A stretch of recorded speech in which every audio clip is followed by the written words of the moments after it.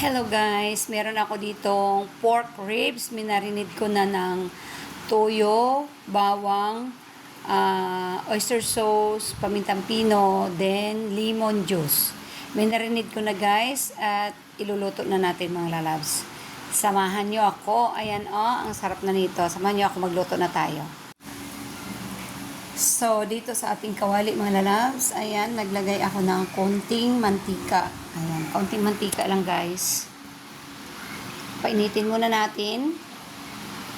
Ayan ang ating minarinid na pork ribs. At iprito muna natin siya dito guys. Isa-isahin lang natin. Ayan. Yung pork ribs ko na to guys, ito yung tinanggal ko doon sa liempo na ginawa ko. Tinanggal ko yung ribs niya guys. So, ito yung hiniwa-hiwa ko. At ito yung lulutuin natin ngayon.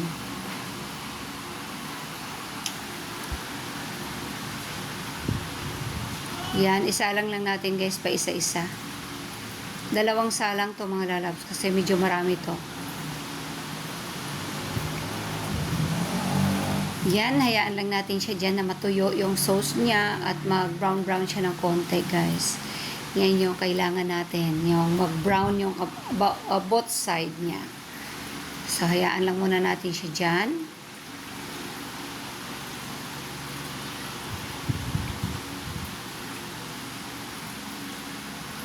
Baliktarin natin ito mamaya-maya mga lalabs. Kabilang side naman.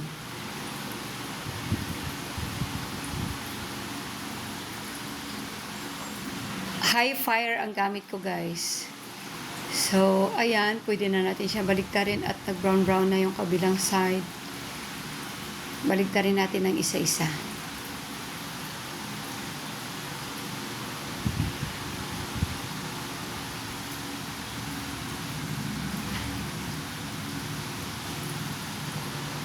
Masarap kasi guys pag ganituhin muna natin yung na-absorb niya talaga yung minarinid natin na ano. Masarap to guys. Yung both side ay i-fried muna natin ng saglit. Hayaan natin siyang mag-brown-brown.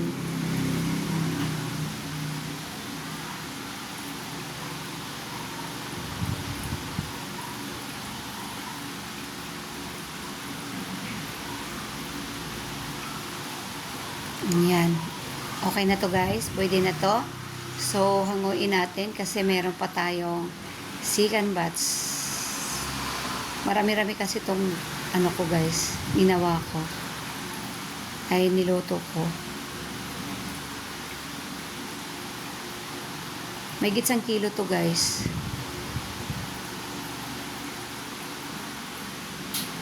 Masarap yan yung nasunog-sunog na yung mga gilid-gilid ng kawali. Ayan yung ating first batch. Then yung ating second batch. Ayan yung ating second batch guys.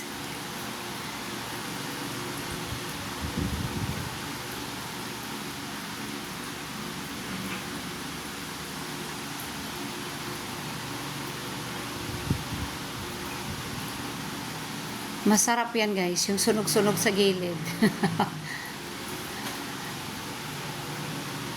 Tanggalin natin yan mamaya pag nagisa tayo. Okay. Ayan na yung ating chicken butts mga lalabs.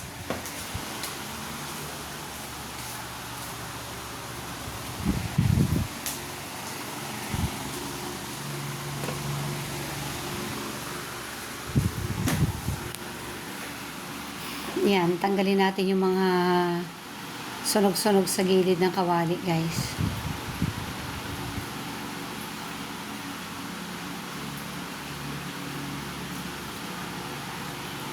Maganda mga lalabs, maganda yung kulay niya mga lalabs, nag-ano na siya, nag-brown-brown na siya.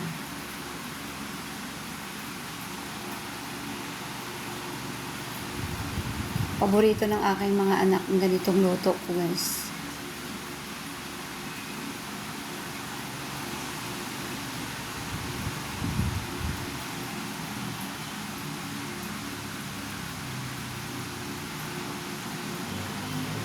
Okay, goods na rin to guys. So, hanguin na rin natin. Ayan.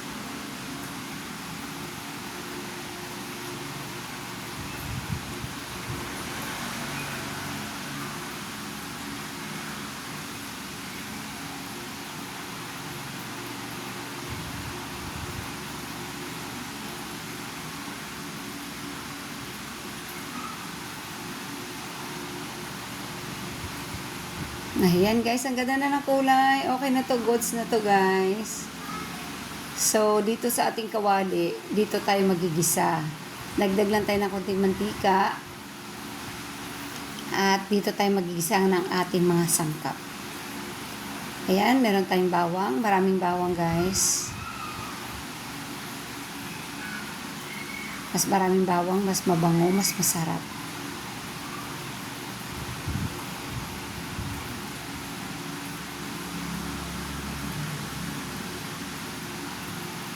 Then yung ating sibuyas, 2 pirasong malaking sibuyas yan guys. Kasi yan din yung isa sa magpapasarap ng ating sarsa. Then meron din tayong kamatis mga lalabs. Maglagay ako ng kamatis guys. Kasi yung parang nga sa ating sarsa na medyo malapot siya.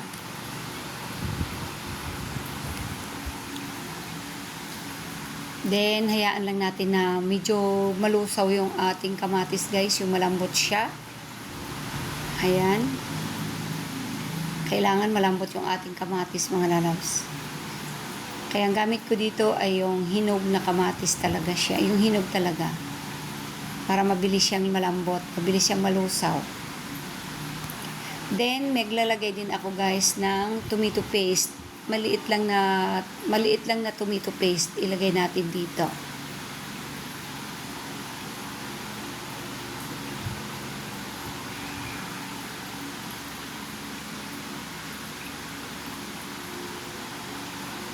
Dinurog ko lang yung kamatis guys ha.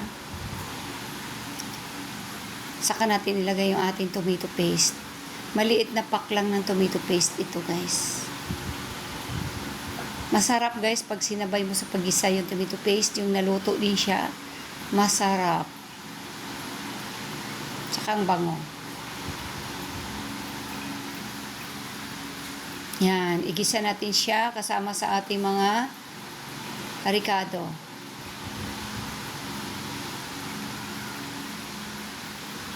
Itong luto ko na to guys is patsamba lang ito.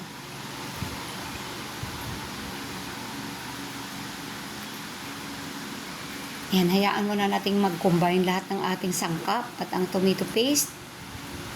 Magisa ng husto. Ayan. Natanggal na natin guys yung mga ano sa gilid, medyo mga sunog sa gilid.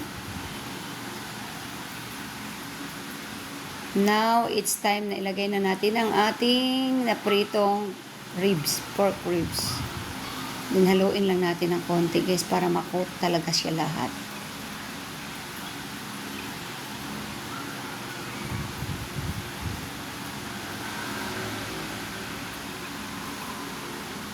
Ayan, ang ganda na ng kulay.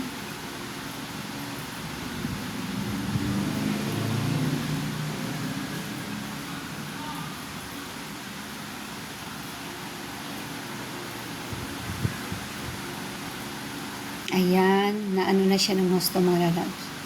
Nahalo na ng husto.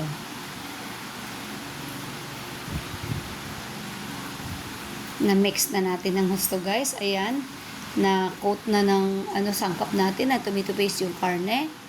So, takpan muna natin siya ng saglit lang mga lalabs.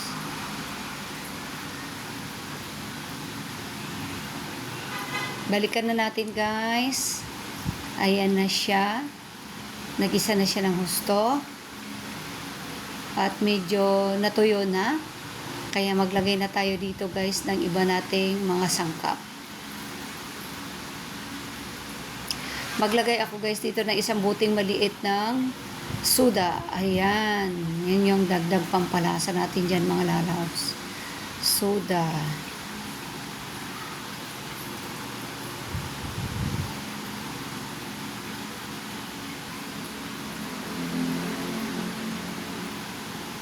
Dinhalo-haloin natin ng konti.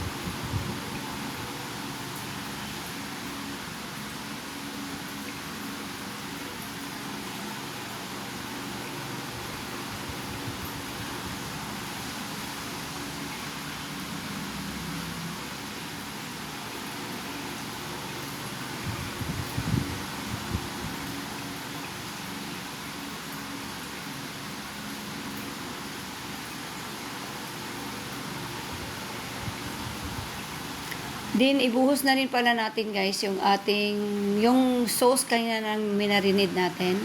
Ayan, dahil palalambutin natin ito ng bonggang-bongga ang ating pork ribs guys. Ayan, pahinaan lang natin yung apoy at pakuluan natin siya ng palambutin natin siya ng dahan-dahan. Nagdagdag ako ng pamintang pino mga lalabs.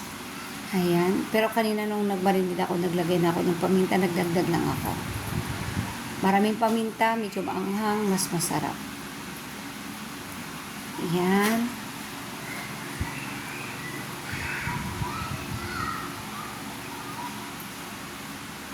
Maglagay na rin ako ng konting toyo guys. Kasi hindi tayo naglagay ng asin ha. Nagdagdag ako ng konting toyo.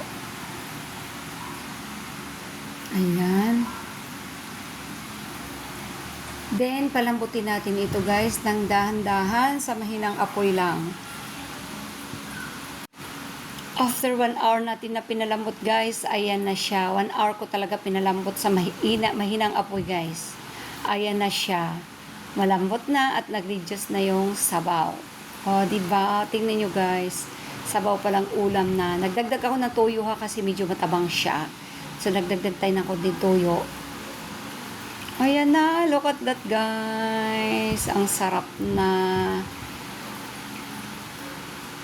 O, diba? After 1 hour natin na pinalambot, ayan na siya guys.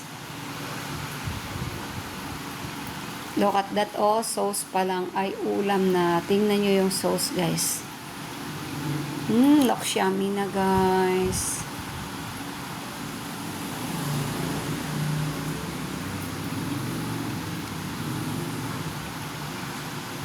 Sarap. Ganyan lang kakunti ang sauce, mga lalabs, kasi yun yung gusto ng aking mga anak. Yung may sauce siya talaga at naglagay tayo ng dagdag ng asukal na pula kasi medyo nakulangan ako sa timpla. Nagdagdag ako ng asukal na pula. Kaunti lang naman mga lalabs. Kasi yung Sprite na nilagay natin kayo na medyo matamis na yun. Ayan, hayaan na muna natin siya na mag-reduce pa ng konti yung kanyang sabaw.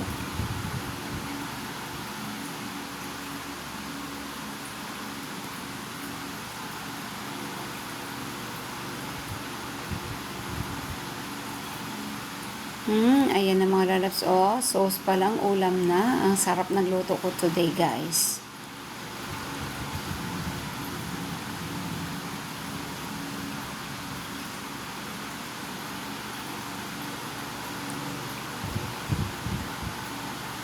Tikman natin, guys, para malaman natin kung anong kulang at madagdagan natin.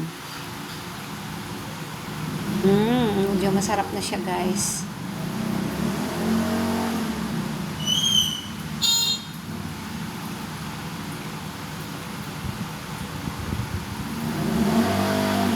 Pork ribs sarsyado. Ayan guys, ang tawag ko sa menu ko na to guys ay may own version.